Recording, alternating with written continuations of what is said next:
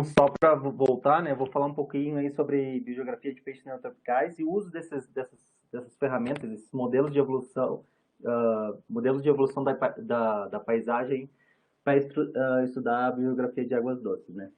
Então, só para fazer um overview da minha palestra aí, né? Então, vou começar falando um pouco do histórico aí desses estudos biogeográficos em peixes neotrópicos, tentando sempre correlacionar aí com a evolução da biogeografia também, né? Falar um pouco sobre esses métodos aí baseados em modelos, né?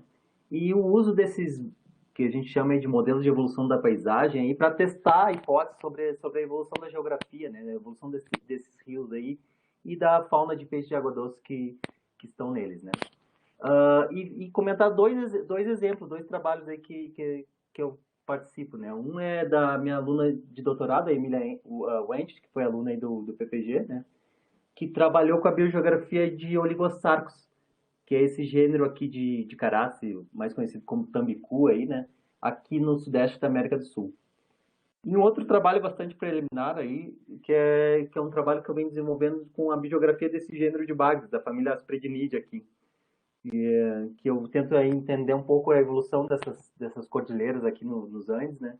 E também a evolução da bacia amazônica. Então, um trabalho bastante preliminar, só para ter mais ou menos uma ideia como uma pessoa aí pode usar esses modelos de evolução da paisagem usando esses métodos, né?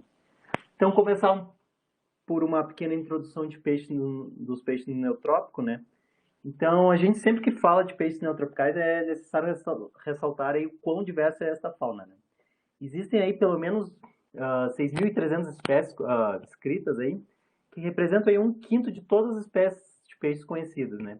E estimativas indicam aí que esse número possa chegar aí até 8.000 e 9.000, entre 8 e 9 mil espécies. Então, é um grupo realmente bastante diverso, né? E trabalhos indicam aí que nessa fauna a gente observa uma predominância da especiação alopátrica contrastando com a especiação simpátrica, por exemplo, né? Enquanto aí o continente africano, por exemplo, tem muitos peixes de água doce e o resultado talvez, como os ciclídeos aí, por exemplo, nos grandes lagos, seja resultado aí de processo de especiação simpátrica, a fauna de peixes neotropicais contrasta um pouco pela predominância aí da especiação alopátrica, né? Então, essa alta diversidade aí, possivelmente está associada a esse evento de especiação alopátrica, né? E também relacionado aí aos eventos geológicos desse continente sul-americano, que é bastante dinâmico, né? Então, acredito que esses eventos aí tenham desempenhado um papel importante na geração dessa diversa ictiofauna de peixes de água doce neotropicais, né? Como a gente vai ver, tem alguns padrões bem definidos de distribuição de espécies aí no neotrópico de peixes, né? E que possivelmente está associado ao resultado das barreiras à dispersão desses peixes, né? Então, falando de peixes de água doce, barreiras importantes são aí, por exemplo, o ambiente marinho, né? Então, quando a gente fala de barreiras, esse ambiente está sempre, o ambiente marinho está sempre delineando a distribuição de peixes de água doce, né? Então, os peixes de água doce geralmente não são capazes de atravessar essa barreira. Digamos, é uma barreira fisiológica, né? Então, vocês veem esses dois rios aqui, né? Então, uma população de peixes que está nesse rio aqui, nesse ambiente de água doce, não consegue migrar e não consegue dispersar para esse outro rio, a não ser que haja alguma mudança nessa paisagem, né? Então, o ambiente marinho é uma importante barreira, não? Além disso, outra barreira importante são os divisórios de água, né? Como a gente pode ver nesse mapa aqui, né? Então, essa espécie de cascudinho aqui, esses zoonóticos armados, essa é a distribuição dessa espécie aqui nesse sistema Lagoa dos Patos, né? Então, a gente vê que a distribuição dele está bastante delimitada pelo divisor de águas, né? Que divide aqui o sistema da Laguna dos Patos das outras bacias adjacentes, que é o sistema do Rio Uruguai aqui e o sistema do Rio Tramandaí, né? Então, esses divisores de águas são importantes aí para delimitar a distribuição dessas espécies. Geralmente, esses divisores são intransponíveis aí através de um processo de dispersão, né? A gente vê esse detalhezinho aqui dessa região, né? Então, mesmo que os arroios aí, esses pequenos rios aí cheguem bem próximo um do outro nesse divisor de água, eles não se conectam, né? Então, por isso, a não ser que alguma coisa também ocorra nessa paisagem, a espécie não consegue se dispersar de um lugar, né, de uma bacia para outra, sem que ocorra aí algum evento geográfico nessa região, né? E por último, queria comentar em barreiras mais longitudinais, aí ao longo desses rios, né? Então a gente pode citar aqui as cataratas, por exemplo, quedas d'água, né? Que geralmente são barreiras importantes e bem intransponíveis, né? A gente vê aqui as cataratas do Iguaçu, né? Que parece uma, uma barreira bastante proeminente e na verdade né? Então a parte acima do Iguaçu, a parte alta do Rio Iguaçu, aqui acima das cataratas, tem uma fauna de peixes bastante diferente da parte de baixo do Rio Iguaçu e do Rio Paraná, que o Rio Iguaçu é um tributário, né? Então a gente vê que talvez essa barreira esteja agindo aí como um importante delimitador na distribuição dessas espécies, né? Bom, então quando a gente fala de barreira, a gente tem que lembrar associar os eventos importantes aí em biogeografia, né? Então só para relembrar vocês provavelmente conhecem esse slide esses termos, né? Então a gente tem dois importantes eventos aí em biogeografia. Um é a vicariância e outro é a dispersão, né? Qual é a diferença básica entre esses dois, né? É, tendo, tendo em conta a vicariância e comparando com a dispersão, que muda aí, o que muda nesses dois eventos é a relação da barreira, que um é anterior ao evento e outro é posterior ao evento, né? Então, em um evento vicariante, a gente tem uma população ancestral aqui e o que ocorre é a formação de uma barreira no meio dessa população ancestral, né? Com isso, essas populações não conseguem mais migrar de um lado a outro essa barreira, depois da formação dessa barreira. E o que pode acontecer num futuro é o surgimento de duas populações ou duas novas espécies, aí, como a gente vê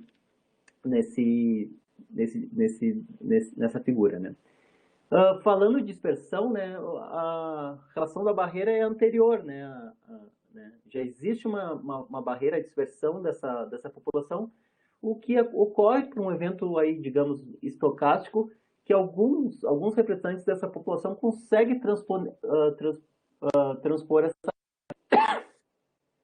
Então, passando, digamos que esse fluxo gênico não se mantém aqui através dessa barreira, foi um evento e esse evento não voltou a ocorrer. O que a gente pode ter também no segundo episódio é a formação aí de duas populações, a diferenciação dessas populações e a formação possível aí de duas espécies aí, tá?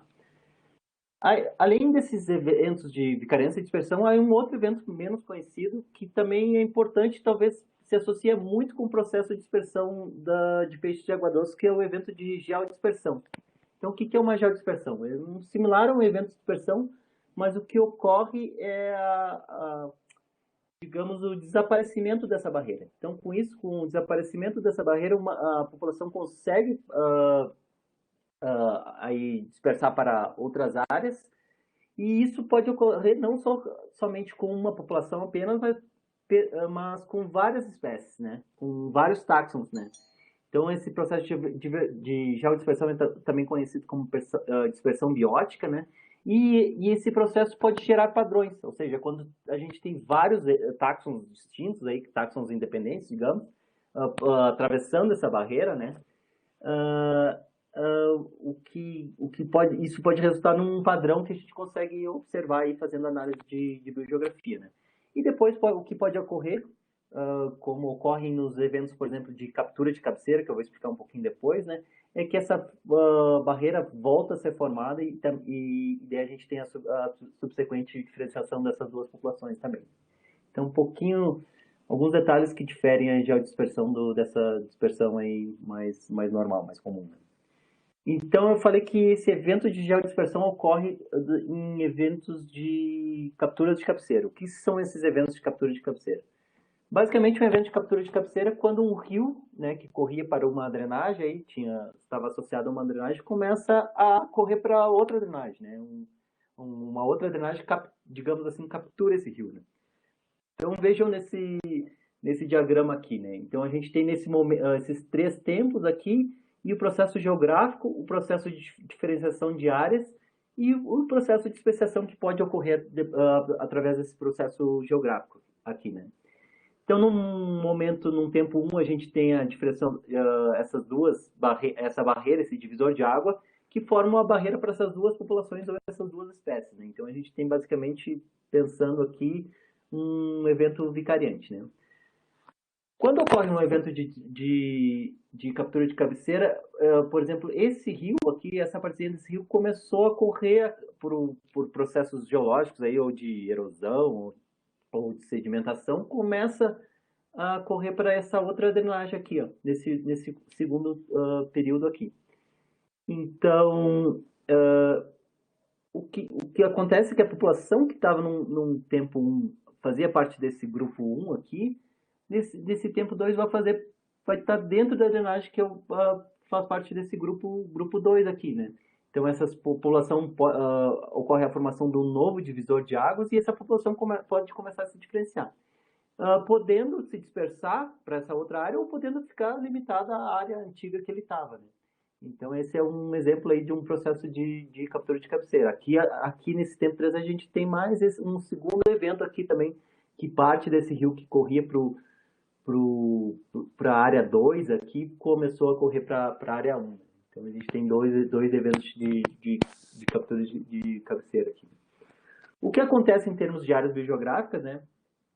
No evento de captura de cabeceira, é que a gente tem a geodispersão, ou seja, a gente tem a eliminação dessas barreiras. Então, antes a gente tinha um divisor de água, e nesse momento 2 a gente não tem mais esse divisor de água. Então, o que pode passar é que uma população pode se dispersar para outra área, né? E a gente tem no segundo momento aqui esse evento vicariante também, né? Porque ocorre a formação de uma nova barreira. Então, é um processo, digamos assim, primeiramente de geodispersão, e num segundo momento um processo vicariante, porque tem a formação de uma nova barreira. Então, basicamente, esse é o processo de captura de cabeceira associado a esses eventos biogeográficos.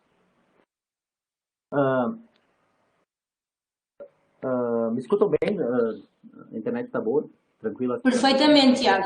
Perfeitamente. Tá. Então, essa é só uma pequena introdução para introduzir algum desses eventos. E associado aí também à dispersão. Contar um pouquinho sobre a história agora dos estudos biogeográficos em peixes neotropicais, né? A gente tem, por muito tempo, esse casal, Eigenmann e Eigenmann, foram conhecidos aí como, digamos assim, os pais da biogeografia de peixes de água doce neotropicais, né? Essa revisão, esse trabalho de revisão recente sobre a história desses estudos de peixes neotropicais, da biogeografia de peixes neotropicais na Amazônia, né? Que traz da Gosta e Pina, aí em 2018, é muito interessante porque ele traz aí conta a história e conta a mudança de paradigma que houveram aí durante a evolução da história da biogeografia no estudo desse grupo aí. O trabalho é basicamente sobre peixes da Amazônica, mas eu acho que ele podia ser um relato bastante bom para peixes do neotrópico no geral. Então, segundo D'Agosta de Pina, o fundador da biogeografia e de peixes neotropicais teria sido aí Agassiz e Agassiz ainda, no momento ainda anterior ao Eigenmann e Eigenmann, né? Então, Agassiz, nos seus trabalhos sobre peixes amazônicos, Agassiz ainda era criacionista, né? Então ele não sugeria nada. Os peixes foram criados ali, basicamente ficaram ali, não sugeriu muitas hipóteses de dispersão sobre esses peixes, mas nos seus relatos ele deixa bem claro que a Amazônia não era homogênea, ou seja, na bacia amazônica tinha lugares que tinham algumas espécies que não estavam em outros lugares, né? Já comentando aí alguns aspectos de endemismo de peixe nessa região. Além disso, o Agassiz faz um comentário bastante interessante que algumas espécies na Amazônia eram amplamente distribuídas e outras espécies eram restritas a alguns locais, né? Então, eu acho que tendo em conta isso, o Agassiz e Agassiz podem ser considerados aí digamos assim, os pais da biogeografia de peixes neotropicais, né? Eigenmann e Eigenmann foram também muito importantes para as primeiras discussões sobre biogeografia de peixe neotrópico, né? Então, eles eram basicamente, tinham a dispersão aí como principal mecanismo, né? Não se falava em vicariância e tentava explicar tudo por dispersão, né? Então, Eigenmann, por exemplo, sugeriu aí que na Amazônia, né, os peixes tinham surgido aí nos escudos, né, no escudo da Guiana e no escudo brasileiro, que eram áreas mais antigas, e depois teriam migrado aí para áreas mais de terras baixas, que eram áreas mais novas. E aí teriam se diversificado, né? E depois se diversificado nas terras baixas da bacia amazônica e depois se dispersado para terras baixas em locais adjacentes, né? E como a bacia do Rio Orinoco e tanto também como a bacia do Paraná-Paraguai, né? Uma ideia mais ou menos onde o centro de diversificação, né, de centro de origem e dispersão, né? O grupo teria se diversificado muito na Amazônia e depois se espalhado para essas outras áreas adjacentes aí. Por um bom tempo aí a discussão ficou em relação à dispersão, né? E um tempo depois, Gerry, que era um taxonomista e trabalhou muito com os lambaris, né? Sugeriu hipóteses mais ecológicas para a distribuição desses peixes aí na bacia amazônica, né? Então ainda o mecanismo era basicamente dispersão, mas ele associava muito a ecologia desses peixes para explicar essas dispersões. Então, por exemplo, ele sugeriu aí um padrão, digamos assim, circunferencial ao redor das terras baixas da Amazônia, da bacia amazônica, né? Que onde espécies que tinham características aí de viver em rios muito de águas correntes, né? Essas espécies características desse ambiente teriam se dispersado ao redor do núcleo aí da bacia amazônica, devido às suas características ecológicas, né? Ao redor da bacia amazônica a gente tem muitos rios aí, de águas mais correntes e quando a gente chega nas terras baixas esses rios mudam um pouco de características ecológicas, né? Então, por isso ele adicionou essa camada de ecologia, usando ainda a dispersão para explicar a distribuição de peixes, né? Depois, um pouco depois, Naércio Menezes também trabalhava aí com lambaris e com caraciformes em geral, adicionou esse aspecto histórico ao entendimento da biogeografia de peixes neotropicais. Basicamente tentando usar filogenias aí para explicar a distribuição desses peixes, né? Então, uma camadinha histórica foi adicionada aí nessa história da evolução da biogeografia, né? Na ERSA ainda tinha aquela basicamente o mecanismo ainda era de dispersão, né? Então, basicamente ele tinha aquela ideia de que grupos, não gosto muito dessa palavra, mas grupos basais aí estariam, digamos, aí no aliás, grupos mais derivados seriam os grupos que estariam no centro de origem da distribuição desses grupos, e grupos mais basais são aqueles grupos que teriam ido para a periferia, né? Mais ou menos assim como fossem substituídos, né? Então, pensando aí escudo e terras baixas, né? Onde os grupos mais derivados, por exemplo, estão nas terras baixas aí, e sinal que houve uma dispersão das terras baixas, que seria o centro de origem, para os escudos, né? Ele tinha essa ideia de progressão aí usando a filogenia nos seus trabalhos. Por fim, houve esse câmbio aí de paradigma que foi as ideias vicariantes aí para explicar a distribuição de peixes neotropicais, né? Basicamente, não tudo tinha que ser agora explicado por dispersão, mas podia ser explicado por vicariância, né? Ou seja, os grupos tinham uma distribuição mais ampla no passado e houveram aí o surgimento das barreiras que ocasionaram processos de especiação alopátrica. Né? Então, Weizmann e Weissman foram importantes na adição desses processos vicariantes aí para o entendimento das distribuições. Vari foi outro ictiólogo bastante importante também para isso, né? Então, a gente vê aí essa camada sendo adicionada nesse período, né? Aqui, ainda, da Gosta de Pina sugerem que Lumber, né, aqui na direita, teve um papel importante nessa etapa vicariante, que foi a adição da geologia para tentar entender a evolução de peixe no neotrópico, né?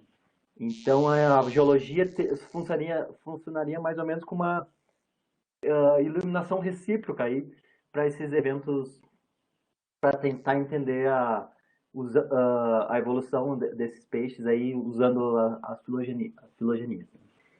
Muito interessante aqui também que da gosto de pina botam isso como camadas, mas não como coisas que sejam que tenham que ser independentes, né? Ou dispersão ou vicariância. Né? Basicamente pode considerar a vicariância sem deixar de considerar a dispersão também como um mecanismo importante. Né?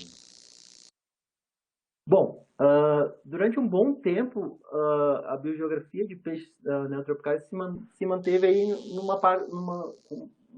método mais descritivo, né? Então, houveram muitos trabalhos que tentavam descrever essas áreas, fazer esses mapas biogeográficos e delimitar essas áreas de endemismo aí de peixes neotropicais. Né? Um dos primeiros desse trabalho também foi feito por Gerry, e vocês podem ver aqui a delimitação dessas áreas de endemismo aí, ou áreas biogeográficas na América do Sul, tendo em conta a distribuição dos peixes. Né? A gente vê essas flechinhas aqui também que são os mecanismos de dispersão que ele tentava sugerir aí para explicar a distribuição dos peixes. Né? Então aqui ele sugere que os peixes teriam evoluído primeiramente no escudo das Guianas, aqui depois teriam se dispersado para as terras baixas na Amazônia e também dispersado aqui para o escudo brasileiro. Né? Era essa a ideia de dispersão que o G tinha.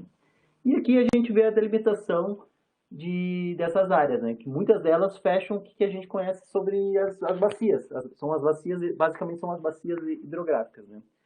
Outros trabalhos também usando outros grupos, como esse de VAR em 88, sugerem áreas parecidas aí, áreas de endemismo parecida para esses peixes, né? E a gente começa a notar aqui que talvez haja um padrão na distribuição desses táxons, né? Um trabalho mais recente aí também no intuito dessas áreas biogeográficas, né? Esse trabalho de Abel e colaboradores de 2008, onde ele delimita as freshwater ecoregions, né? Então tem uma série de ecorregiões aí que são áreas mais ou menos similares aí em aspectos ecológicos, mas também em aspectos de distribuição de espécies, né? Que é uma ferramenta importante aí para trabalho de conservação, por exemplo, né? Então a gente pode ver também essa tendência aí de ecorregiões estarem associadas a bacias, a bacias hidrográficas, né? Porém, muitos desses métodos não eram muito, digamos, não tinha uma metodologia atrás atrás aí da indicação dessas áreas. Era basicamente o que o pesquisador achava, né? Foi somente mais recente que começaram a surgir métodos aí, mais explícitos, digamos, para delimitação dessas áreas de endemismo, né? Um deles é o PAI, né, análise de patrimônio de endemismo, e eu trago o exemplo aqui desse trabalho de Hubert e Renault aqui, né, que usam bacias aí e tentam estabelecer áreas de endemismo através do agrupamento dessas microbacias, digamos assim, dessas bacias menores, né? E usando basicamente padrões de distribuição de espécies, usando dados de presença e ausência de espécies nessas bacias e fazendo uma análise de parcimônia. E mais recente o uso desses métodos baseados em redes bipartidas aí, entre espécies e quadrículas, que usa a distribuição, dados de distribuição por coordenadas e já não mais dados de presença e ausência em áreas, né? Que é o exemplo desse InfoMap Bioregions. Né? Então a gente vê a evolução aí desses métodos para delimitação de áreas de endemismo baseado em distribuição de espécies, né? Bom, até aqui eu falei só essa parte, falei de basicamente métodos que usam somente a distribuição das espécies, né? Mas não usam nenhum aspecto filogenético para propor alguma coisa aí sobre a evolução dessas áreas, né? Sobre a biogeografia dessa região, né? Então, os métodos, a diferença básica aí é que quando um usa distribuição, só a distribuição crua, aí, não usa a filogenia, tu tem informação numa camada bastante superficial, né? Uma camada bastante recente aí para propor qualquer coisa sobre a evolução dessas áreas, né? Já quando se tem em conta a filogenia, o cara consegue ir mais a fundo em termos temporais, né? E esses métodos filogenéticos, seguindo essa revisão aqui de Ronquist e Saint-Martin, 2011, se dividem basicamente em esses dois principais modelos aí, que ele considerou os modelos hierárquicos vicariantes e os modelos reticulados. Então, basicamente, em um modelo hierárquico vicariante, né, ou também o que é conhecido aí por métodos baseados em padrões, né, um considera os táxons com uma distribuição ampla no momento inicial, né?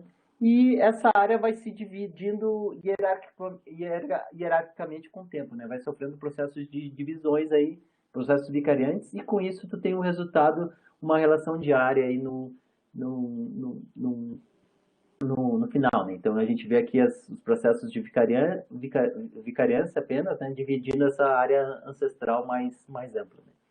Então, se basicamente o processo foi vicariante para a formação dessa área, né, esses métodos estariam bem aí para construir a história dessas áreas, né? Mas a gente vê que nem sempre é assim. Às vezes tem processos de reticulação, processos de dispersão, processos de desaparecimento de barreiras aí, né? O que pode gerar uma história mais complexa, né? Então, esses modelos reticulados, e é basicamente em cima desses modelos reticulados que eu vou dar os exemplos depois do meu trabalho aí, que uh, basicamente em cima desses modelos reticulados que vão ser os dois exemplos que eu vou dar mais além, né? Então, só para comentar um pouquinho de trabalhos usando esses modelos hierárquicos vicariantes aí em, em peixes neotropicais, né? Eu trago dois trabalhos bastante que compreende um grande número de áreas, um grande número de táxons aqui, né? Um deles eu fiz junto com o meu orientador de doutorado aí em 2011, né? Que basicamente é uma análise de BPA, né? De Brooks Parsimony Analysis. Então, essa análise tu tem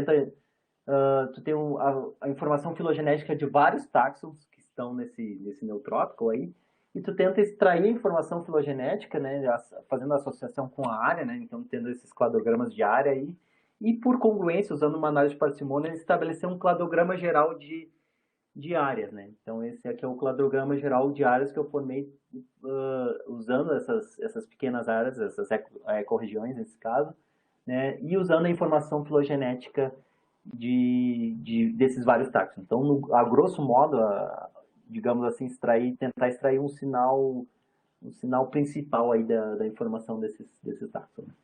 Um outro trabalho de BPA também, que mais recente aí, por D'Agosto de Pina, sugere alguma coisa também relativamente parecida aí, só que esse trabalho se concentra aí na Amazônia, enquanto esse outro trabalho aqui é basicamente em toda a área neotropical, pelo menos na área do continente sul-americano.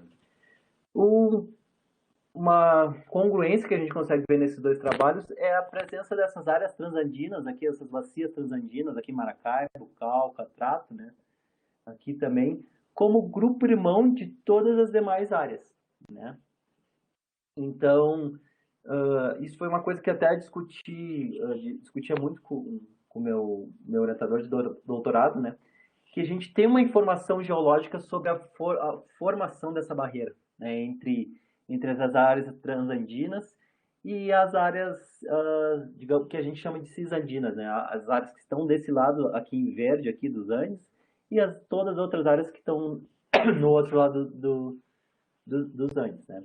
Então a gente tem uma informação geológica sobre a formação dessa barreira, a formação dessas cordilheiras, e ela data do Mioceno, né? Não seria, digamos, o evento mais antigo que poderia ter ocorrido aí na evolução dessa fauna, né? Existem eventos aí conhecidos mais antigos, mas esses eventos parecem ter perdido o sinal. Então quando a gente faz essa análise, esse sinal aqui é muito forte, né? Porque é uma barreira muito, muito muito forte também. Então, o que a gente tem depois da formação dessa barreira não tem eventos basicamente não tem eventos de dispersão entre essas duas áreas aí. Enquanto que nas áreas cinzandinas a gente vai mais eventos de dispersão que podem ter, talvez, aí apagados o sinal de eventos mais antigos. E outro tipo de método, que eu vou estar me concentrando na palestra hoje, são os métodos baseados em eventos ou modelos reticulados. Né? Aqui, a ideia desses métodos é reconstruir as áreas ancestrais de cada um desses grupos, né, de cada um desses classes, e também detectar os eventos responsáveis por essa formação dessas áreas ancestrais. Né? Se forem eventos aí basicamente de vicariância, de dispersão, de extinção, que foram responsáveis pela evolução desse grupo. Né? Então a gente vê aqui vários táxons aí, cada um tem uma distribuição dessas áreas A, B, C até F aí, e a gente vê aqui qual eram as áreas ancestrais desse grupo, né? E a gente vê também qual foram os eventos responsáveis pela formação dessas áreas, né? Então a gente esse táxon aqui está em BC, o ancestral dele estava em C, então provavelmente houve um evento de dispersão para B nesse momento aqui, nesse ramo, né? Aqui nesse nó mais basal aqui da árvore, né, a gente tem uma área A, B, C, E e F, e o que parece ter ocorrido aqui foi um evento vicariante que separou A de todas as demais áreas. Né? Então, basicamente a ideia desses métodos baseados em eventos é tentar detectar aí quais são as áreas ancestrais e quais foram os eventos responsáveis aí pela formação da distribuição atual e também pretérita desses organismos. Né? Ver que a gente tem aqui dispersão, extinção, todos esses parâmetros aí que são responsáveis pela formação responsáveis pelo estabelecimento da distribuição desses organismos. Né? Em métodos mais recentes, o que a gente tem feito, né, é testar esses diferentes modelos de evolução diária. Né? Então, digamos assim, há diferentes propostas aí de modelos de evolução diária que levam mais em conta, talvez, dispersão, que levam mais em conta eventos cladogenéticos como a vicariância, né? E o que a gente faz é testar esses diferentes modelos aí numa análise numa análise baseada em modelos, por exemplo, em maximum likelihood. Né? Então a gente vê aqui esse quadrinho desse trabalho de Matsky em 2014 aí, onde ele sugere esse programa, esse pacote do R, que é o BioGeoBears, que é bastante usado aí para a reconstrução ancestral de área. E cada um desses modelos, que são esses três modelos, DIVA, DEC e Bay Area, tem parâmetros diferentes, né? Então, alguns consideram, por exemplo, que o grupo pode ser especiado aí por simpatia widespread, né? ampla simpatia, e esses outros modelos já não consideram esse parâmetro, esse evento aí como uma possível causa da evolução dessas áreas. Né? Então a gente vê algumas diferenças nesses eventos. Né? Além disso, nesse trabalho do BioGeoBears, Matsky sugere esse efeito fundador aqui, que seria basicamente um evento cladogenético, ou seja, ocorre no nó aí, quando há a especiação, um evento mais ou menos de dispersão aí nesse evento cladogenético. Né? Então a gente tem uma área ancestral aqui onde o ancestral está em essas duas quadrículas, e nesse evento fundador teria se dispersado por uma terceira quadrícula aqui em cima, e no momento dessa dispersão já a especiação é muito rápida e ocorreria no momento já na vicariância. Né? Então esse é outro parâmetro que o Matsky sugere nesse trabalho que ele indica o pacote do BioGeoBears. Né? Então a gente teria basicamente esses três modelos, mais esses três modelos com esse possível evento fundador. Né? É basicamente isso que a gente faz os testes hoje em dia. Então, só para dar alguns exemplos, né? Então esse trabalho usou esse BioGeoBears, esse trabalho de raias aqui de Fontanella e colaboradores, de raias de água doce aí no continente sul-americano, que estava interessado em saber aí onde foi a radiação inicial desse grupo. Né? Então, as raias parece que os primeiros eventos de especiação foram eventos de especiação simpátrica aqui nessa área do Alto Amazonas, né? Então, que foi uma área também que por muito tempo aí durante o Mioceno, então essa radiação ocorreu aí no Mioceno, tinha um sistema aí de pântanos aí, de wetlands, né? Chamado PEBAS. Né? Então, ele sugere que provavelmente o início da diversificação das raias aí de água doce tinha ocorrido nesse PEBAS, nesse sistema aí. Né? E ele fez isso que eu estava comentando, né? Esse teste de modelos. Ele testou todos esses modelos de evolução diária, DEC, Diva-like, Bay Area-like, né? Com a adição desse efeito fundador, né? Então ele compara as likelihoods e os AIC, né? Cada um desses modelos tem números de parâmetros diferentes, né? E no caso o melhor modelo aqui para ele foi o dispersão e extinção cladogênese, aqui o DEC, com a adição desse efeito fundador, né? O que a gente vê na realidade é que geralmente esse efeito fundador é um modelo escolhido, né? Ele ajuda muito a explicar a evolução das áreas, porque basicamente ele facilita aí a dispersão nesse evento de cladogênese, né? Então aqui a gente vê, né, que tem ramos curtos aqui, então aqui do Alto Amazonas, aqui foi para o Rio Negro aí, né, provavelmente aqui num evento de efeito fundador, esse J aí do BioGeoBest, né? Bom, uma coisa são esses modelos de evolução diária, outra coisa são esses testes de conectividade de paleodrenais, né? Que são esses modelos de evolução da paisagem que a gente fala que eu estou falando nessa apresentação, né? Que é basicamente alguma informação que tu tenha sobre a geologia que tu queira testar usando essa informação em matrizes de conectividade de dispersão, né? Então esse trabalho talvez seja um dos primeiros aí que eu vi que eu conheço sendo usados aí com peixes de água doce, que examina a evolução desses darters, né? Desse grupinho aí de peixes de riacho aí nos Estados Unidos, né? E tem a informação sobre algumas conexões aí no Plioceno, no Pleistoceno, sobre essas áreas, sobre essas drenagens, né? E esse trabalho estava interessado em testar qual é a hipótese melhor que fecha mais aí com a evolução do grupo que eles têm, né? Então, tinha uma hipótese sobre um rio aqui, um rio pretérito, que conectava a bacia do Ohio com o resto do sistema, desse sistema, né? Então, essas eram as hipóteses sobre a evolução dessas áreas, né? Então, uma era que esse rio, essa paleodrenagem do Tees aí era conectado com o Old Kentucky, né, a drenagem do Kentucky. A outra hipótese é que esse Tees conectou a drenagem do Ohio. E a outra hipótese é que teria conectado os dois, né? Então, tu trabalha esse sistema de conexões de drenagem aí nesses períodos mais antigos, né? Através dessas matrizes aqui, dessas matrizes de dispersão, ou permitindo ou não permitindo a conexão dessas áreas, né? E tu testa essas diferentes hipóteses aí e vê o que fecha mais com teus dados, né? No caso, aqui, essa hipótese de conexão desse TES com o Old Ohio foi a melhor, né? Foi a que parece bater mais com a evolução aí da biogeografia desses darters, desses peixinhos aí de riacho aí. Né?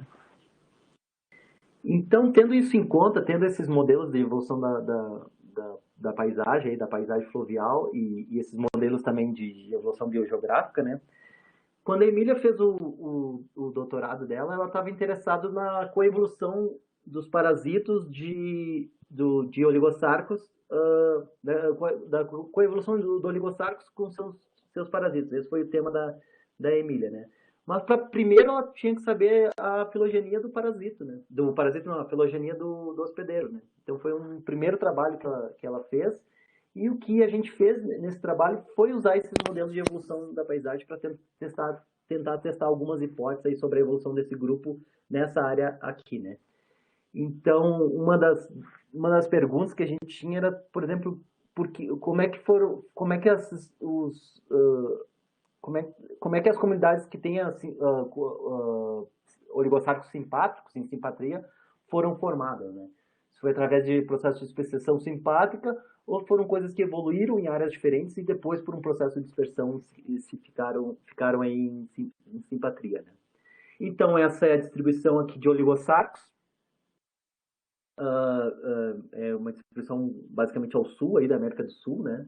E se concentra aí basicamente nas drenagens costeiras aqui do Brasil e Uruguai e também nas drenagens que a gente chama de drenagens continentais que fazem parte desse grande sistema que é o Paraná-Paraguai, né? Então, a gente dividiu nessas áreas, né, que mais ou menos fecham com a distribuição dessas espécies, e fez a filogenia desse grupo, né? Então, o que a gente pode ver aqui que, basicamente, tem um grupo monofilético que é formado por essas drenagens, espécies que estão nessas drenagens costeiras aqui, e um grupo que a gente chamou de continental, que são espécies que estão que estão no Paraná, Paraguai, nessas drenagens que a gente chamou de mais continental aí, né?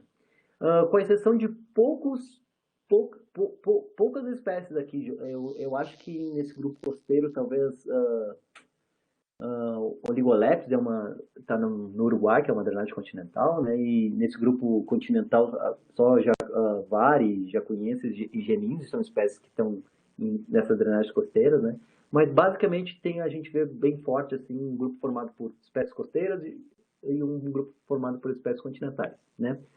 O que a gente tinha de informação sobre geologia, sobre a evolução dessa área, que a gente podia usar através desses modelos de evolução da paisagem para testar se fechava aí com a evolução do nosso grupo, né?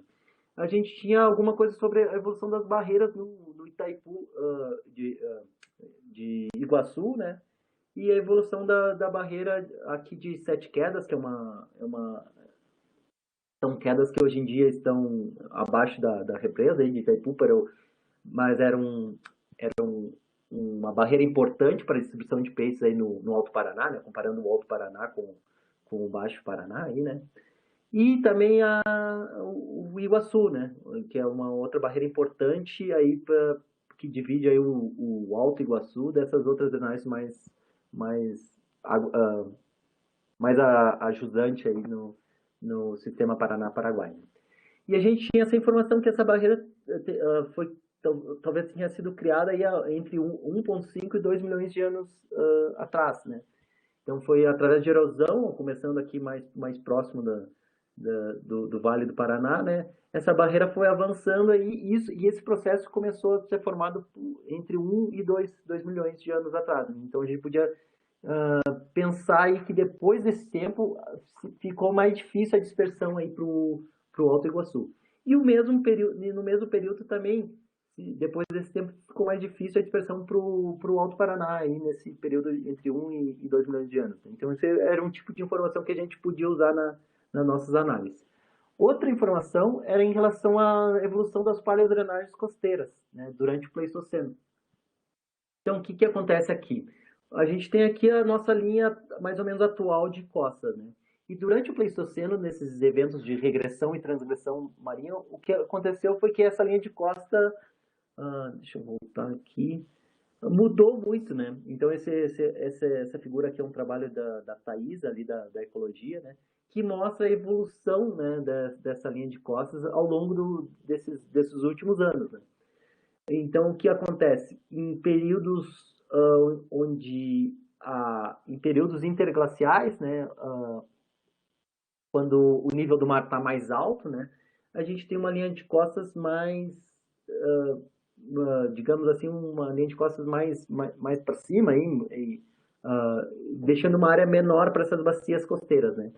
Mas durante o período glacial, quando o nível do mar regrediu, né, o que a gente encontra é que a linha de costas fica maior, né? E com isso essas drenagens costeiras conseguem se conectar e por isso talvez tenha facilitado o processo de dispersão dos peixes de água doce nessa região, né?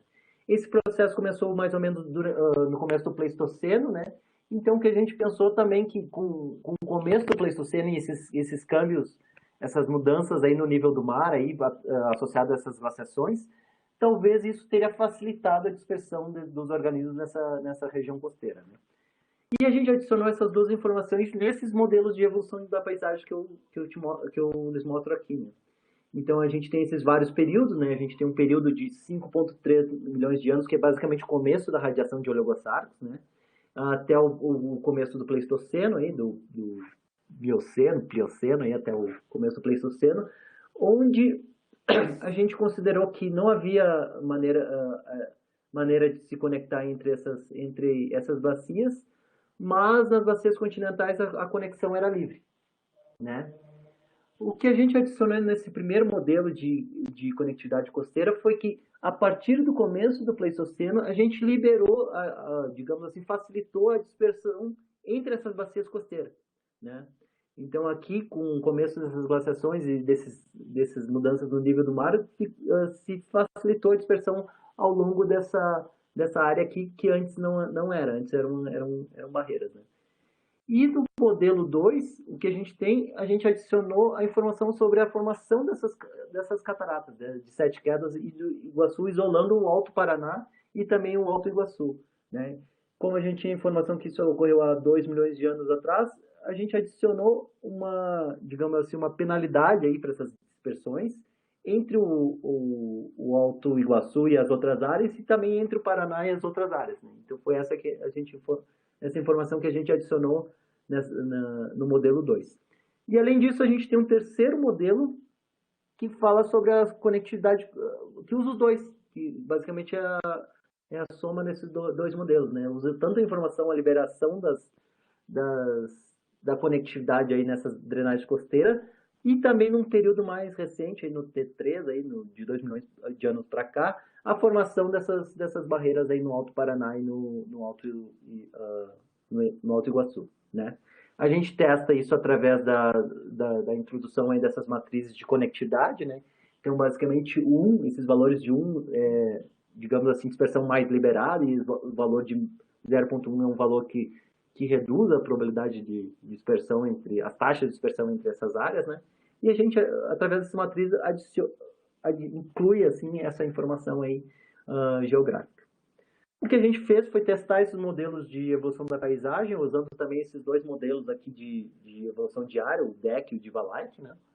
E o que a gente viu que o modelo 3 era o modelo mais provável, aquele modelo que adicionava tanto a informação de dispersão ao longo dessas bacias costeiras depois do início do Pleistoceno, e também aquela informação da formação das barreiras aí do Iguaçu e do Alto Paraná. Então, parece que esses dois eventos aí esses dois eventos geológicos foram importantes para o estabelecimento da distribuição desses organismos, né? desses oligosarcos, né? Fazendo essa comparação de modelos, né? Entre o DEC e o Divalike também ganhou o modelo melhor foi o Divalike, né? Basicamente a diferença entre o Divalike e o DEC é que o Divalike aceita aceita vicariança em grupos amplamente distribuídos, né? Então, se tu tem um ancestral numa área A, B, C, D, e tu pode ter um evento de vicariança aí que resulta em duas espécies aí, né? Em uma área A, B e uma área C, D, né? E o DEC não permite esse tipo de evento vicariante, né? Então, talvez por isso aí esse modelo tenha ganho, né? E a gente vê aqui o resultado do modelo 3, do Divalike 3, a reconstrução ancestral dessas áreas, né? Então, basicamente, a gente tinha um ancestral que era amplamente distribuído, e o que a gente teve foi um evento vicariante aí entre essas bacias costeiras e essas bacias continentais, né? Depois a diversificação aqui no Alto Paraná, talvez associada aí entre 3 e 2 milhões de anos aí ao isolamento do Alto Paraná e do Iguaçu, como a gente vê aqui. E posterior a isso também depois do começo do Pleistoceno, essa dispersão aqui dessas linhagens costeiras, esse aumento da distribuição aqui, vindo aí de uma área ancestral CC, né? Era a mais central aqui na região costeira, né? Dispersão para essas outras áreas, mais ao sul, mais ao norte, aqui depois também para o Baixo Paraná, né? Então foi essa reconstrução. Para acabar, então eu vou citar mais um exemplo, né, de um outro trabalho bem preliminar que eu venho desenvolvendo já com esses bagres da família Aspidinidae, né, que é o grupo basicamente que eu trabalho em taxonomia. Então eu estava interessado, usando a filogenia desse grupo, eu estava interessado em dois eventos basicamente. Um foi o surgimento dessas cordilheira dos Andes, que isolou aí tanto a drenagem do Madalena Calca aqui, quanto também a drenagem do Lago Maracaibo aqui, durante o Mioceno, mas também a separação aqui da drenagem do Orinoco da drenagem do Amazonas durante a formação da bacia amazônica, né? Então, só uma breve história geológica da região, né? Então, durante muito tempo aí, basicamente quase todo o Cenozoico até o Mioceno, a bacia amazônica corria paralelo aos Andes aqui e tinha sua foz aqui no Caribe, né? Então, ela tinha essa direção aqui, né? Seria um sistema proto-Amazonas, né? Mais recente, durante o Mioceno, ocorreu a formação dessa barreira que foi o segmento da formação da Cordilheira Oriental, né? Que isolou o Madalena Calca das outras bacias, né? Antigamente as bacias eram todas conectadas, que o Orinoco, Amazonas, própria Madalena Calca e Maracaibo, essas bacias eram conectadas. Depois houve também um outro sorgimento que isolou o Maracaibo do resto dessas bacias, né? Aí mais ou menos entre 8 e 9 milhões de anos, né? E também houve a formação do curso moderno da bacia amazônica, mais ou menos aí também no mesmo período, com a elevação desse arco de Valpes, que separou o Orinoco do resto da bacia amazônica, e a bacia amazônica começou a ter uma direção mais para o leste, aqui tendo sua foz aqui nessa parte do Atlântico, né? Então, basicamente, essa informação que eu tinha, o surgimento dessas cordilheiras e a formação da bacia amazônica através da formação do arco de Valpes, e eu queria testar nos meus grupos, né? Então, resultante desses eventos, o que a gente pode esperar é que a bacia do Madalena aqui seja grupo irmão das demais bacias, né, tendo em conta essas datas também, né, de surgimento aí de cada uma dessas bacias. Depois, uma separação do Orinoco aqui, quase no mesmo período, aqui entre 9 e 8 milhões, né, da bacia amazônica, e depois a bacia o isolamento da bacia do Maracaibo, do Orinoco, através do segmento dos Andes, né. O que eu usei foi uma filogenia de Aspridinide, que é o grupo de trabalho, né, então uma filogenia de 2018 que tem 5 marcadores, e que a Maria Ângeles, que foi a pessoa que a pesquisadora que a Juliana apresentou no começo da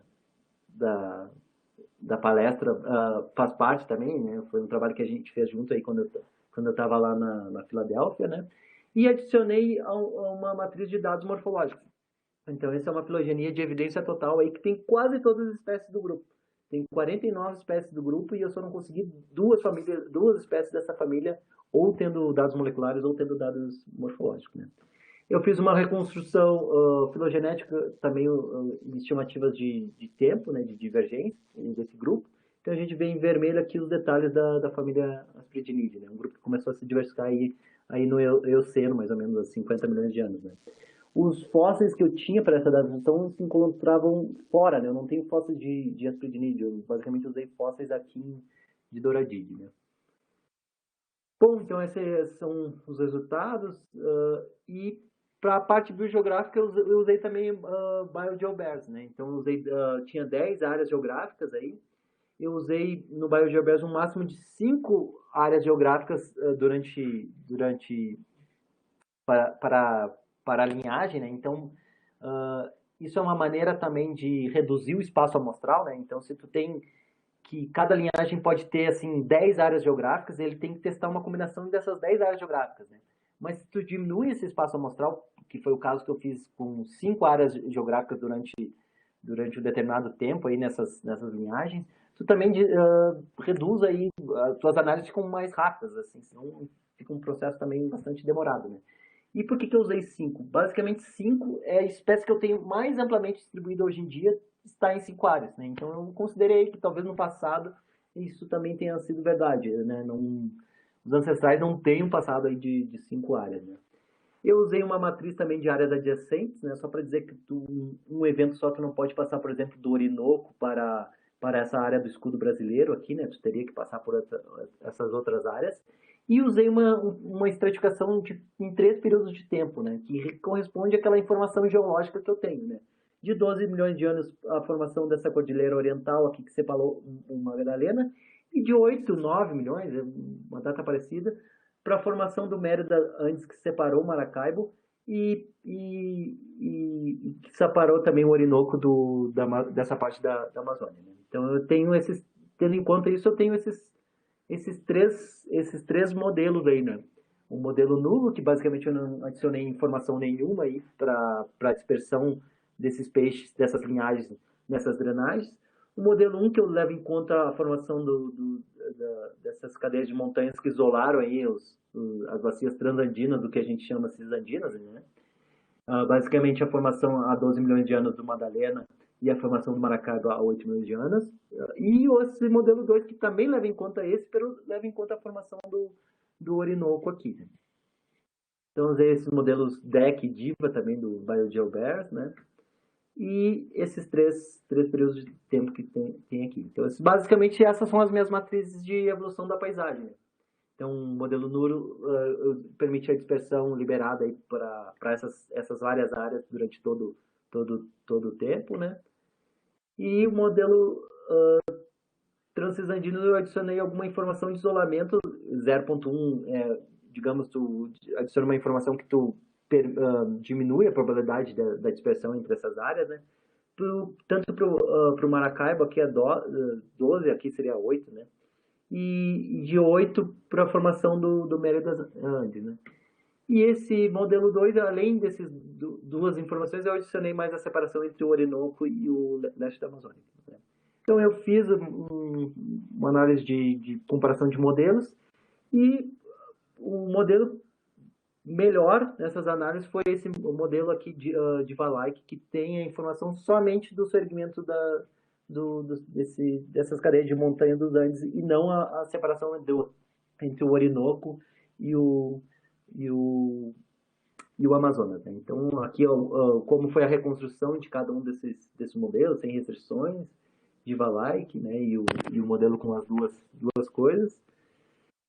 E tentando entender por que o modelo melhor foi esse modelo 1, que leva em consideração somente a separação dessas bacias transandinas. Então, a gente vê que alguns, aqui durante a evolução desse grupo, né, parece fechar tanto em termos de datas aí, quanto em termos de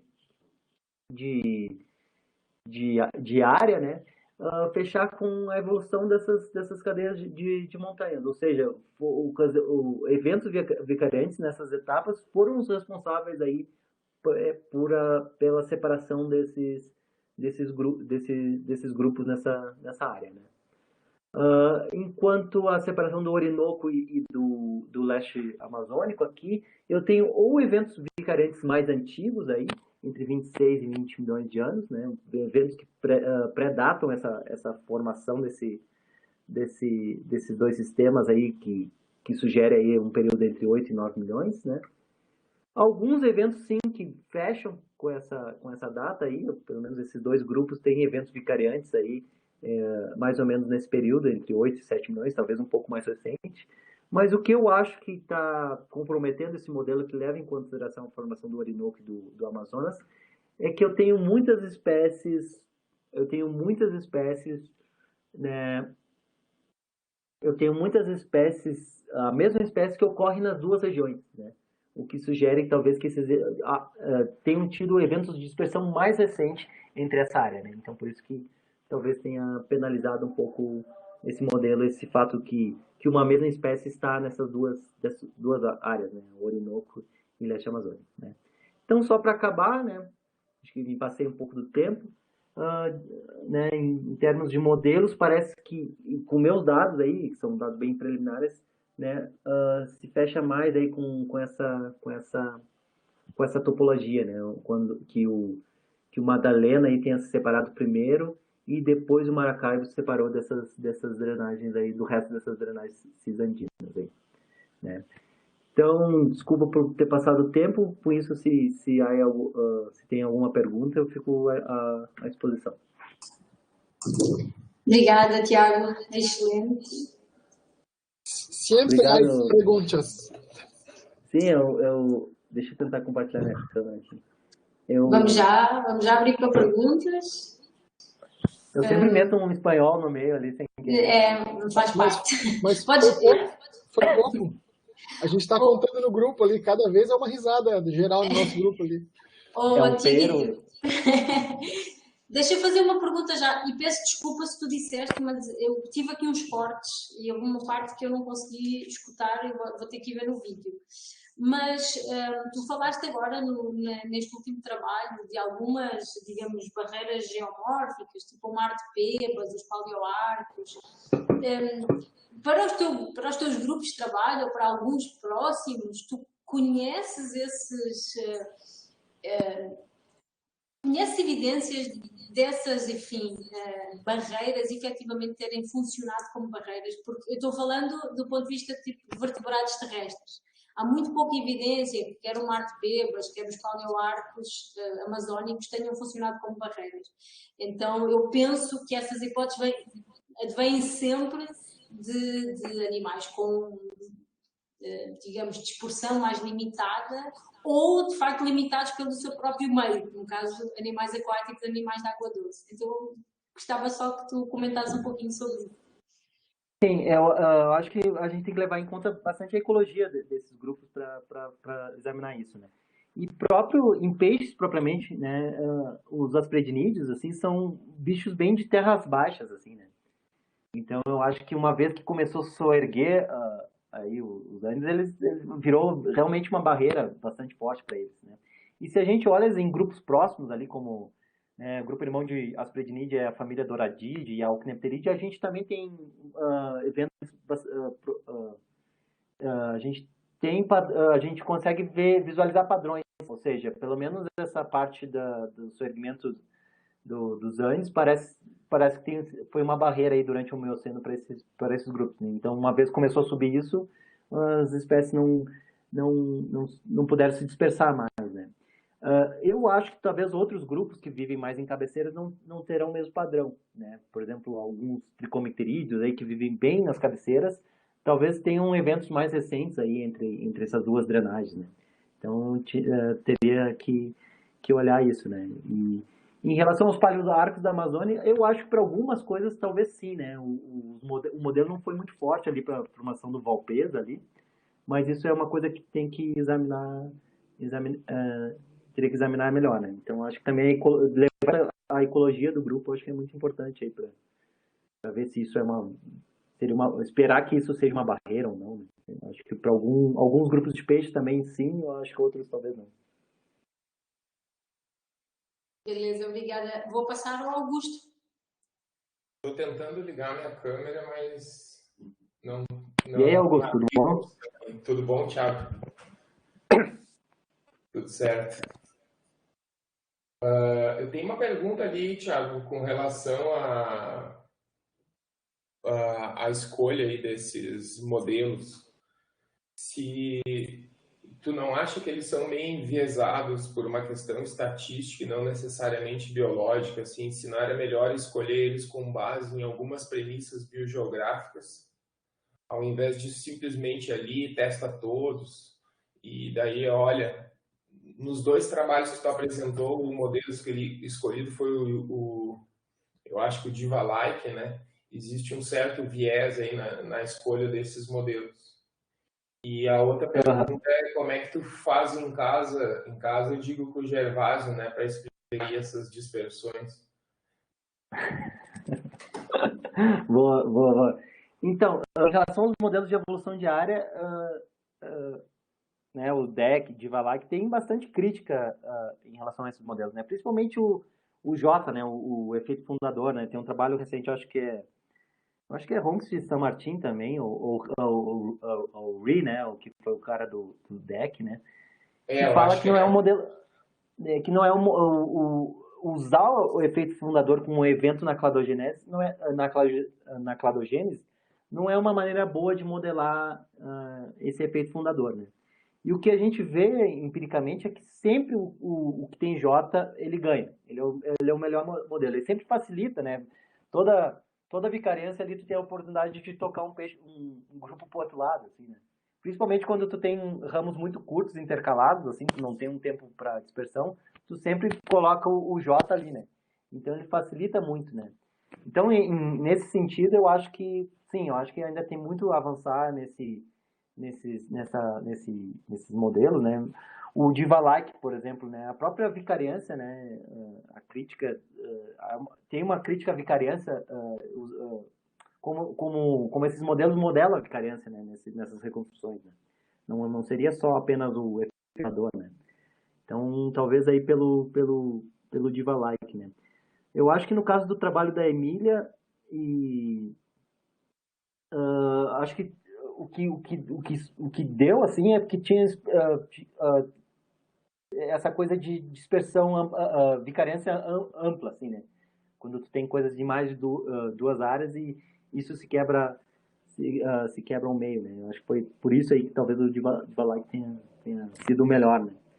Em relação à discussão com meu pai, eu acho que não, acho que ele também considera, ele não é tão croissant assim, né? Eu acho que ele considera a dispersão como um evento que possa ser usado aí para explicação desse grupo, né? E o que a gente faz nessa modelagem é basicamente testar isso, né? O que talvez tenha sido mais importante. Brincadeira aí, só para provocar o Gervásio, ele gosta de provocação. Valeu, legal. Não, valeu, Augusto. Uma vez o Augusto me disse que o Adri chamava ele de o maior biogeógrafo da Barros Cassal, e o Thiago também, aqui do Bonfim, era o maior biogeógrafo da... Como é que era o nome da rua que tu morava ali, Thiago? Do Bonfim? A João Teles, né? A João Teles, o maior biogeógrafo da João Teles. O Bonfim, ele teve uma alta densidade de biogeógrafos, assim, por um período de tempo.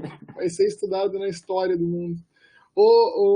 Thiago, o Denis te parabeniza pelo trabalho e ele pergunta que se já há trabalhos com lentes, levando em conta as hidrelétricas e os seus efeitos, servindo de ligação ou isolamento dessas áreas com diferentes composições da ictiofauna, especialmente no Paraná, que está no Alto Paraná, que está totalmente alterado nesses empreendimentos. Ou se essas transformações são muito recentes para ser detectadas e previstas nessas análises, considerando o tempo geológico. Eu acho que esses modelos aí geralmente são usados em trabalhos de macroevolução, assim, coisas mais antigas, mais nível de espécie para cima, né? Então, acho que para testar o efeito dessas hidrelétricas teria que ser algo mais populacional, algo mais usando genética de populações, né? E eu não tenho conhecimento aí sobre esses trabalhos assim, em específico em Itaipu, né? O que a gente vê com a formação dessas hidrelétricas foi o desaparecimento dessa barreira do Alto Paraná, né? Antes tu tinha uma cachoeira ali e agora tu encheu o reservatório, aquela cachoeira ficou afundada e o que tu tem é a eliminação dessa barreira, né? Então, com isso, a gente sabe que várias espécies migraram aí do Baixo Paraná para o Alto Paraná, né? Mas eu acho que isso teria que ser testado no nível mais populacional, assim, mais de genética de populações e não tanto como filogenias assim de níveis mais antigos. Legal. Ô Thiago, e quando vocês conseguem inferir ou quando detectam uma ação antrópica na dispersão das espécies, vocês anulam o dado, por exemplo, para modelagem de nicho, por exemplo, não é o caso. Mas tem um monte de dado que tu não bota como área original, apesar de estar lá há 500 anos, por exemplo. É sempre registrado lá, tu sabe que lá não é área original. Como é que vocês lidam com isso na biogeografia? Eu acho que, nesse caso, para esse tipo de análise, anularia também, Felipe. Uhum. Eu acho que tu conhece que a presença na área é devido a uma introdução antrópica, eu acho que tu não consideraria essa presença como presença, né? Até porque esses trabalhos biogeográficos testam coisas aí mais antigas, né? Que esse efeito antrópico mais recente que a gente teve, né? Então, eu acho que o certo seria não considerar, né? Ter em conta isso e não considerar essas introduções por motivo antrópico, né? E deixa eu já emendar uma outra pergunta sobre análise dos dados. Quando tu vai testar os modelos, tu assume a árvore como aquela, né? Aquela datação. E tu já testou datações alternativas com tempos mais espaçados ou menos e ver o que acontece? Porque isso pode mudar todo o cenário, né? Sim, eu não cheguei a fazer isso, né? O que tu pode fazer quando tu trabalha com datações, tu não tem uma árvore só, né? Tu tem floresta, um rango aí, né, de árvores. E o que tu pode fazer é testar todas essas árvores, né? Tu trabalha com bayesiana, tu tem um posterior com várias árvores aí, e tu podia testar essas várias árvores, até porque às vezes a coisa não é pontual 9 milhões. É 9 milhões, mas vai de não sei, 12 a 6, né? Tu tem esse rango. O que acontece é que computacionalmente fica um pouco mais difícil, né? Tu tem que testar todo o teu posterior com 1000 árvores, aí cada uma rodar uma análise de likelihood fica um pouco mais complicado. Mas é coisa que as pessoas fazem também. Eu acho que até a ideia melhor seria talvez fazer assim, testar todas essas duas áreas do posterior. Né? Porque no teu caso... Introduzindo um erro aí, né? Não pontual a vicariância, a especiação aí, as datas, mas o rango que tem aí, né? Porque no teu caso ele falou, bateu certinho com a datação e as barreiras, né? Mas quando não bate, o cara se debate na frente do computador, né? Bateu certinho a média, né? Mas tu tem uma expressão ao redor dessa média. Legal. Mais perguntas, pessoal? Ictiólogos, curiosólogos?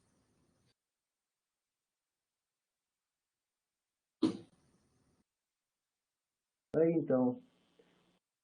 Os ictiólogos estão muito caladinhos.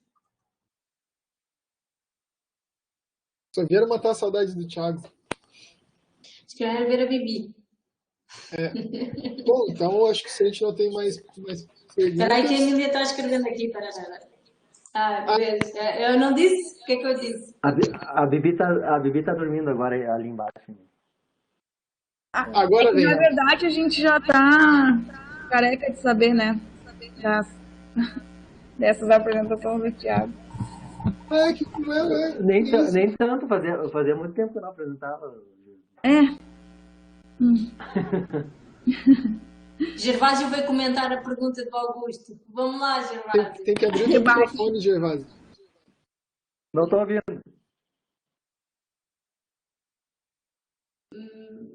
Aperta de novo ali, Gervásio. Vamos ver o que vai acontecer. Olha ali, ó. Agora praticamente a PUC aí, né? Gervásio sentindo a aula. Só falta... Qual PUC? Augusto é da FURG, qual PUC? Não, mas é que ele falou... Se tu entrou como... Não, mas agora acho que já vai dar, peraí.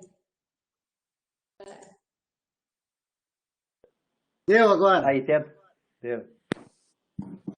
O Augusto aprendeu comigo biogeografia. O que ele está falando, rapaz? Augusto? Deixou picando. Claro que eu fui ficando para trás, mas tu aprendeu comigo lá. E é claro que a gente volta atrás, né? Não é só a vicariância, a dispersão também funciona. E agora a novidade para mim foi essa da gel dispersion, né? Isso para mim era novidade. Foi a única novidade do Thiago. Não, mas, Gervásio, não é tão novidade, não. Na realidade, quem começou isso foi o Lieberman, lá do BPA. Eu acho que se tu te lembrar disso, ele falava das geodispersão lá do trilobita. Uhum. Mas, Gervásio, quando começou a estudar biogeografia, já tinha os Andes? Ou era tudo... Não, brincadeira. Era tudo plano. Eu ia fazer o sinal do dedo mediano, mas não vou fazer em respeito. Exatamente. Gervásio ia estar no Mar de Pebas ali, tinha uns peixinhos bem bons. O Wilson, ex-orientado do Gervásio, dizia que ele não viu o dilúvio, mas que ele pisou na lama. Eu comecei a ler biogeografia em 86, é muita coisa. E não há respeito já, né, Gervásio? Já não há respeito pela experiência da pessoa. Pois é, eu comecei a nascer em 87, tu vê. Antes de eu poder falar, já estava... Eu já estava lendo coisa de biogeografia. Não, mas é verdade. Meus estudos com biogeografia começaram como IC contigo, no estágio voluntário lá na PUC. Isso. Uhum. Deu um trabalho do CRISI para a gente tentar refazer ele com uma análise de componente. Uhum. Na época ainda usava as fichas que tu tinha para pedir os artigos por correio. Você lembra? Enviei isso para o mundo inteiro. Uhum. 3 anos depois, quando nós já estávamos em outro projeto, começou a chegar os artigos. É isso aí. Hoje em dia é muito mais fácil, né? Hoje tem SciHub.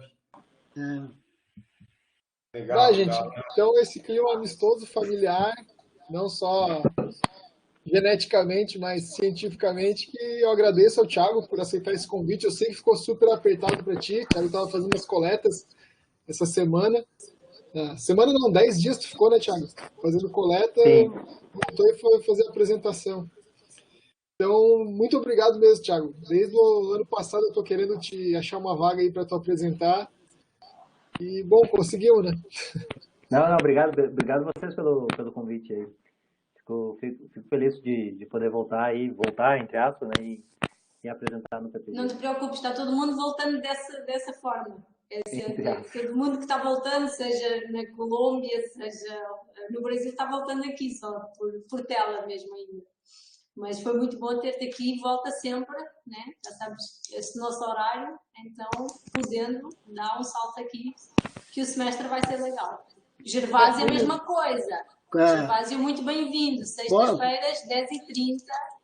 Pode me convidar que eu sempre estarei presente. Muito Gervásio, bom. é sempre o mesmo link. Tu pode sempre usar o mesmo link. Ótimo. 10h30, sextas-feiras. A gente tem uma apresentação inicial no semestre, Gervásio, com os professores da URGS, do programa, né? Então, o Thiago nunca tinha apresentado, eu acho, né? Como docente, então de um pouco rodízio, né? Quer dizer que a próxima vez que o Thiago apresentar, a Bibi já vai estar com 5 anos de idade. Aí nós vamos ver como é que ela vai estar. Eu já apresentei a Bibi. Só para complementar, sempre a criatura suplanta o criador. Então, veja aí o Augusto, o Thiago, Felipe. Olha, não tem nada a ver com isso. Eu estou tentando suplantar eu mesmo hoje em dia. Gervásio limpou a bunda dessa galera e eles ainda ficam tirando, né? A Juliana sempre brigava comigo, né, Juliana? Sim. Não, ao contrário, né? Tudo sempre. Acho que é ao contrário. Com o Thiago, então, nem se fala, né? Thiago. Espera aí. Eu tô só fazendo uma fita ver se a Bibi vai vir. Traz a Bibi aí, nós queremos ver. Então tá, gente. Eu tenho que ir lá que a Déia tá precisando do computador aqui. Tá, então tá, gente. Obrigado pela presença de todos. Obrigado. Até semana que vem. Tchau. Obrigado. Abraço, Juliana e Maria. Obrigado. Para a semana vamos ter um convidado internacional, mas falando de português, então venham, acho que vai ser legal, vão gostar. Segunda-feira já sai a nossa divulgação. Abração, gente, se cuidem, quem não tomou a segunda dose vai lá tomar e bom fim de semana. Tchau, gente.